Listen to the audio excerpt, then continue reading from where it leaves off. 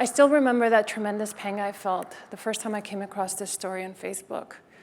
My friend who had posted it had also changed her profile picture to a black square. Soon, more and more profiles were becoming blackouts. I hadn't known these 43 students, but I knew I had to tell their story. I decided to become that black square. So I painted out a room entirely in black. And in homage to the 43 students who had been wanting to become teachers, I wore that blackness, erasing my identity into nothingness, questioning the value of life. What's the value of José Ángel Navarrete's life, 18 years old? The value of Jorge Álvarez Nava, 19 years old. What is the value of your life? Mine, the 41 other students. I extracted these images from the video performance to create image and narrative from that which had been erased.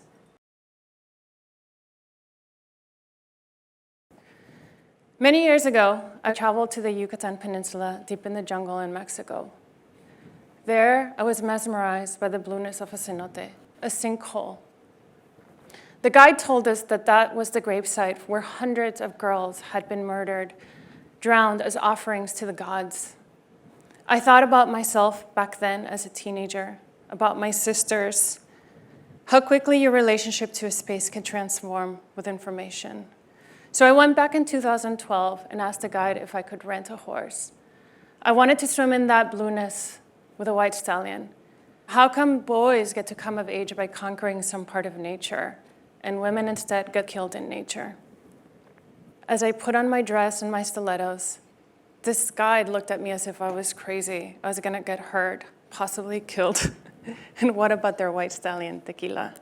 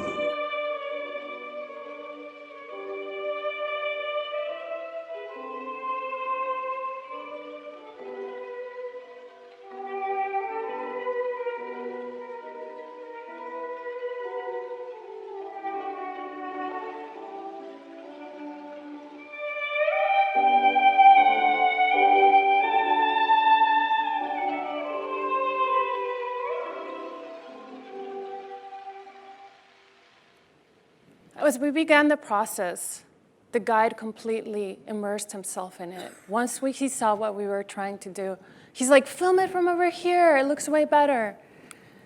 We all got lost for hours trying to accomplish this vision. He told me afterwards that that was one of the most interesting things he had ever done on this job. I'm sure that now, not only does he narrate about the corpses that lay below, but as well as that crazy woman that attempted to ride that stallion in the cenote. West Oakland is infamous for many stories, different activities, including prostitution. So I went to the main boulevard and stood above a sewage grate. And for over 45 minutes, I waited for my ice stilettos to melt.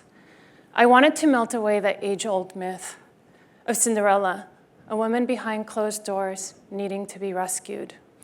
As I stood there, this big Cadillac pulled up, its tinted windows rolled down, and an African-American man with a gold tooth and smile yelled out at me, "Are those ice shoes?"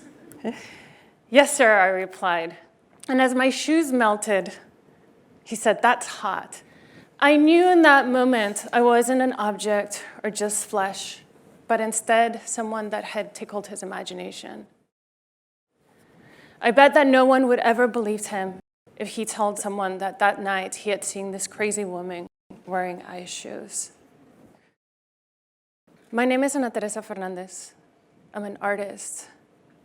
I create art that tells stories. Stories you probably have not heard before that attempts to erase the distance of those we do not know, so that we may begin to feel and empathize with that which is hard to digest and gets thrown to the back of people's consciousness. I was raised in Tampico, Mexico, and my family moved us to the US when I was 11 years old. My father, a cardiologist, was invited to work in San Diego because they needed more bilingual doctors. So I grew up between two worlds, a hybrid existence of ideas, languages, expectations, opportunities. However, you have to understand that most of my family are left-brain thinkers, physicians. I lean heavily towards the right. I was always interested in languages and literature, and often found myself in the floor of my room drawing for hours. However, I wasn't able to take an art course until I was in high school, a ceramics class where I failed with flying colors because I insisted on sculpting figures and horses instead of pinching pots. I was a law student with mediocre grades, and I wasn't accepted into any university I applied to. So instead, I went to community college, and there I was able to take my first sculpture class. At the end of the course, our professor asked us to bring in our portfolios.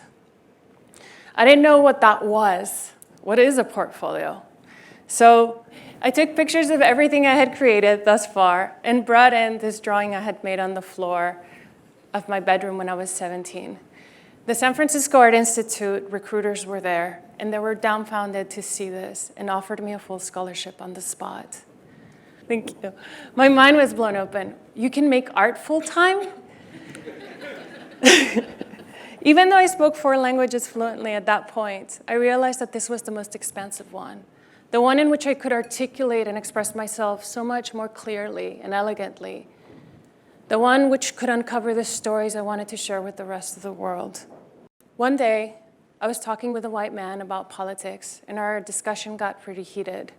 He snapped back at me and called me a wetback. In that moment, my body shook with shame, feeling the filth of that term. Wetback, mojado, a term to describe an undocumented migrant. Similarly, so often women get portrayed in negative connotations in relationship to water as well, in archetypes such as siren, the voices that lure sailors to a watery grave, or La Llorona, the weeping woman that weeps for eternity because her husband left her, so she drowned her kids and will drown your own kids if they misbehave. I wanted to present a body that was strong in water, thriving. So I created my own myth. I plunged into a pool wearing the dress and stilettos, and with the drag of femininity, I swam for an hour each day for an entire week. I projected this performance in the heart of the Latino district in San Francisco called the Mission, where most of the migrants lived. It became a beacon of light, of hope, of strength. The series ablution stemmed from this performance. Ablution is the term that describes the spiritual act of cleansing oneself with water. I wanted to wash away the filth of the term wetback. I also wanted to wash away the filth that was rampant at the US-Mexico border, even if it was mopping it with my own hair. There's this place that exists like no other, surreal. Train tracks rise from the sand, splitting the sea in two. making waves binational, impeding journey and movement. This is the border I had to cross to come and live in the US. However, it wasn't until I moved away to San Francisco that I began working with migrants and hearing how they've been torn apart from their families and how they had risked their lives to be here, that I began to understand this place a lot more. Similarly, my mother began photographing the border and the stories around it.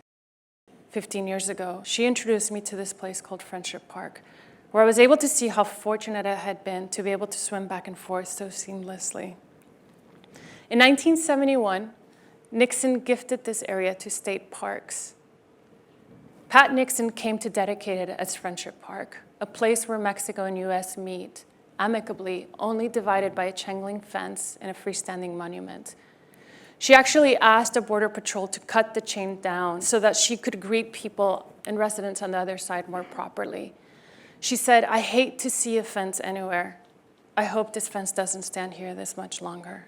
However, in 1994, a metal wall rose through Operation Gatekeeper.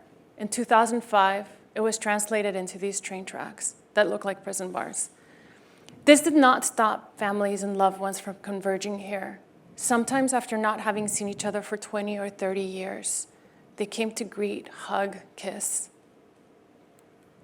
This changed in 2011 under the Obama administration, where people were now only able to touch their fingertips through this thick metal mesh. Imagine if you weren't allowed to embrace your mother, if you weren't allowed to hug your father or hold your child or kiss your lover. I knew I had to do something. I was outraged, heartbroken. And then one morning I realized, why don't I use my most powerful weapon, which is paint? I knew that I had to sing in the same tone as the sky if I wanted to bring the sky back down between the US and Mexico. So I flew down to San Diego and went to a paint store and went over hundreds of Pantone chips. The next morning at the border, I went with my mother at 7 a.m. and I began to erase it. 15 minutes into it, we heard these glaring sirens come through the beach on this pickup truck. 2 Border Patrol agents attempted to arrest me. Had I not been wearing the dress and the stilettos, which completely baffled them, I think they would have. But it allowed me to start talking about the concept and what I was trying to do. And I could see over time that they started grasping the idea. And after 45 minutes of debating back and forth, they finally allowed me to proceed. I continued for 5 more hours. I was almost done when I heard a loud voice, "I get it! I get it!" I'm doing this because I'm a runner coming from far away. I climbed down from the ladder, and this runner said, "I thought the wall was coming down." And for a minute, I was able to imagine what this place would look like. What if there were no walls? This image went viral. And in 2015, I was invited to do the first artist statewide residency with Mary Stevens and ASU University. The talk about building another wall was rampant at that time. So we decided to do Borrando la Frontera again, but this time at the Nogales border, as a community engagement project. People came from all over the state of Arizona, from different parts of the community. Luis Guerra happened to be there collecting cans that morning. He had recently been deported. His wife, 2 kids, his life of 16 years was on the other side. He said that action that day, it gave me strength. I was able to feel for a minute that I was no longer in jail. A Border Patrol agent came up to me and asked us what we were doing. Without any hesitation, he picked up a roller and began erasing next to Luis. I was moved beyond words. The New York Times and the LA Times captured the story, and love letters poured in. But so did hundreds of hate messages. "We're gonna kick you back, you dirty Mexican." I was called the Mexican Al-Qaeda. I was devastated. How could I have spurred so much hate? I wasn't holding a gun. I wasn't inflicting any pain. And then I realized fear had erected those walls. It was the sheer illusion of the wall not being present that terrified people. I realized how important the imagination could be. It was with hope that my father and mother brought me to this country. It was with the ability to see and understand the world on both sides of this wall that I began to find my voice, to see what was possible. It's time we learn to listen and hear each other without prejudices, without walls interfering. I will keep creating work that values you, me, Luis, the 43 disappeared students. I will keep painting a future as a majority of one that widens the path to possibility.